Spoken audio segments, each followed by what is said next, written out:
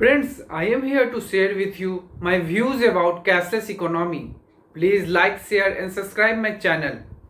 ये एक vast topic है, इसलिए इस पे मैं आगे भी फुल्ली डिस्क्रिप्टेड वीडियोज बनाऊंगा। Now what is cashless? Cashless का अर्थ है पूरी तरह से डिजिटल, पूरी तरह से ट्रेस करने योग्य, पूरी तरह से नियंत्रित। मुझे लगता है कि जो लोग कैशलेस समाज का समर्थन करते हैं उन्हें इस बात की पूरी जानकारी नहीं है कि वे क्या मांग कर रहे हैं। कैशलेस अर्थव्यवस्था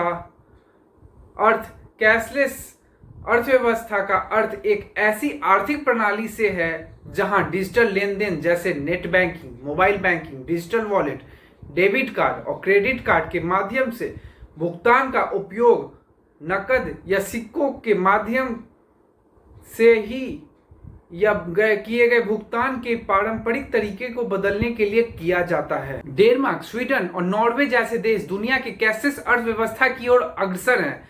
भारत में कैशलेस अर्थव्यवस्था, भारतीय अर्थव्यवस्था ज्यादातर भौतिक नकद लेन देन संचालित है, जबकि भारत सरकार द्वारा हाल ही के वर्षों में भारत के कैशलेस अर्थव्यवस्था लाने के लिए कई पहल की गई हैं। भारत के अधिकांश लोग डिजिटल भुगतान पद्धति का उपयोग करने के बजाय नकद लेन देन करना पसंद करते हैं।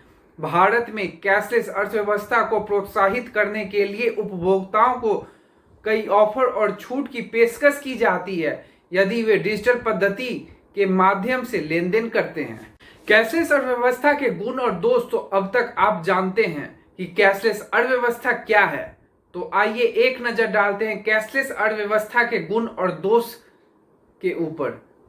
कैशलेस अर्थव्यवस्था के लाभ: कोई नकली मुद्रा नहीं। 500 और 1000 मूल्य वर्ग के नकली मुद्रा बेकार हो जाएंगी। जो लोग भ्रष्टाचार और संबंध प्रथाओं में लिप्त हैं वे आम तौर पर अपने धन को नकद में जमा करते हैं। नोटबंदी की वजह से ये जमा हुआ या पैसा किसी काम का नहीं रहेगा। अगर वे इससे बैंक में जमा करते हैं तो उसके लिए उस आय का स्रोत के बारे में पूछताछ की जाएगी। इस पॉइंट से आपको यह ज्ञात होगा कि इसकी शुरुआत 2016 के नोटबंदी से ही हो गई थी। डिवाइस की कम उपलब्धता एक अन्य मुद्दा भारत में लेन देन के डिजिटल मोड का कार्यान्वयन है, जो ऑनलाइन लेन देन को समर्थन करने वाले उपकरणों को सामर्थ्य, उपलब्धता और दक्षता है, जैसे computer, smartphone, point of sale device. Bharat की केवल 15% आबादी इंटरनेट का उपयोग करती है। इतनी कम संख्या में लोगों के इंटरनेट के संपर्क में आने से कम समय के डिजिटलीकरण को सार्वभौमिक नहीं बनाया जा सकता है। भ्रष्टाचार, मौद्रिक लेन देन के अन्य डिजिटलीकरण की स्थापना के लिए एक बिंदु होने के बावजूद भ्रष्टाचार में गिरावट की गारंटी नहीं दी जा सकती है। यह केवल अटकलें हैं, लेकिन एक व्यक्ति जो कि नकद में रिश्वत ले रहा है वह भविष्य में इसकी मांग कर सकता है, जैसे कि मोबाइल फोन या कंप्यूटर। कैशलेस अर्थव्यवस्था के नुकसान: कम साक्षरता दर। इतने सारे मुद्दों के लिए कम साक्षरता दर शीघ्र कारण रही है। भारत में कैशलेस अर्थव्यवस्था लाना या भारत को डिजिटल रूप से साक्षर बनाना कोई आसान काम नहीं है। ऐसे कई स्थान हैं जहां बिजली और पानी तक नहीं मिलता है। कंप्यूटर और इंटरनेट की तो बात ही छोड़ दें। इन बुनियादी आवश्यकताओं के बिना बड़ी संख्या में आबादी दूर दराज के क्षेत्रों में रहती है। यहाँ के लोग सिर्फ कैश पर निर्भर हैं। अगर उन्हें ऑनलाइन लेन देन के लिए किसी पर निर्भर करना पड़ता है तो उन्हें ठगा जा सकता है। डिवाइस की कम उपलब्धता एक अन्य मुद्दा भारत में लेन देन के डिजिटल मोड का कार्यान्वयन है, जो ऑनलाइन लेन देन को समर्थन करने वाले उपकरणों को सामर्थ्य, उपलब्धता और दक्षता है, जैसे computer, smartphone, point of sale device. Bharat की केवल 15% आबादी इंटरनेट का उपयोग करती है। इतनी कम संख्या में लोगों के इंटरनेट के संपर्क में आने से कम समय के डिजिटलीकरण को सार्वभौमिक नहीं बनाया जा सकता है। भ्रष्टाचार, मौद्रिक लेन देन के अन्य डिजिटलीकरण की स्थापना के लिए एक बिंदु होने के बावजूद भ्रष्टाचार में गिरावट की गारंटी नहीं दी जा सकती है। यह केवल अटकलें हैं, लेकिन एक व्यक्ति जो कि नकद में रिश्वत ले रहा है वह भविष्य में इसकी मांग कर सकता है, जैसे कि मोबाइल फोन या कंप्यूटर।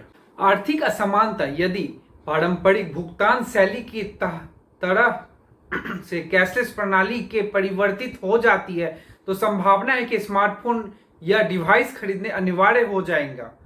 भारत जैसे देश में जहां नागरिकों का एक बड़ा हिस्सा अपने दैनिक भोजन की व्यवस्था करने के लिए प्रयास करता है, स्मार्टफोन खरीदना निश्चित रूप से एक विलासिता है जिसे हर कोई वहन नहीं कर सकता। यदि कैशलेस खरीदारी मानक नियम बन जाता है तो समाज में असमानता देखी जा सकती है, क्योंकि हर कोई इसे वहन नहीं कर सकता।